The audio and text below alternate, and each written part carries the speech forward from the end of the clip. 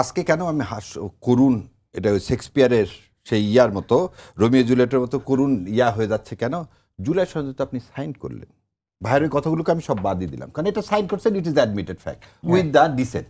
সব দলের ডিসেন্টগুলো বাদ দেন। আপনি তো কথা হচ্ছে বাস্তবায়ন নিয়ে।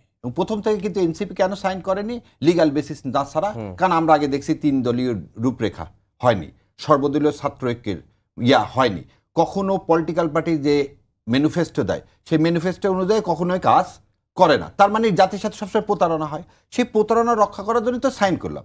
এখন এক্সিকিউশনে যে এসে আপনি এই মেল প্র্যাকটিসগুলো করতেছেন কেন? আমরা বলছি তো সরকারের কাছে, সরকার বললো না 1 চামচ জামাতকে ইসলামকে দিছে, 1 চামচ বিএনপিকে দিছে। এনসিপি যদি এটা বুঝতো, আল্লাহ যদি তাদের এই জ্ঞান দিত, তাহলে এটা বলতো না। বরং আমি বলবো এনসিপিকে খুশি করার জন্যই তারা এই ইয়াটা এইভাবে একটা দিয়ে দিছে।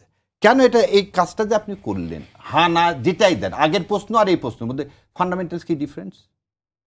ফান্ডামেন্টাল ভাই যেটা বললেন যে সব কিছু আছে, আমার কথা আমি আপনাকে দেখালাম যে আগেও তো হা না হয়েছে 19 দফার ভিত্তিতে। তাতে সমস্যাটা কি? আপনি সব দলকে সন্তুষ্ট করতে কোনদিন মানে আল্লাহ ছাড়া আর দুনিয়া কোনো মানুষ সবাইকে সন্তুষ্ট করতে পারবেন? এটা সম্ভব? এটা সম্ভব ভাই। আপনি অসম্ভব কাজটাকে কেন আপনি সম্ভব করে জাতিকে বিভক্ত করতেছেন? আপনি একটা ইলেকশন করবেন, গণভোট দিবেন। আপনি গণভোটের দিনে কি করলেন? ইলেকশনের দিন গণভোট দিলেন, খুব ভালো কথা। এটা নিয়ে দেখেন তার ভাই যত কথা বলছে তার চেয়ে বেশি কথাগুলো বলতেছে এই যোগটা নিয়ে।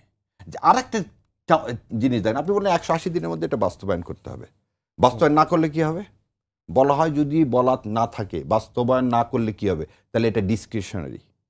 আর যদি বলা থাকে যে বাস্তবায়ন না করলে অটোমেটিকলি হবে, তাহলে এটা ম্যান্ডেটরি। ডিসক্রিশনারি জিনিস করতে কি সরকার বাধ্য? এটা তো করবে আগামী সংসদে।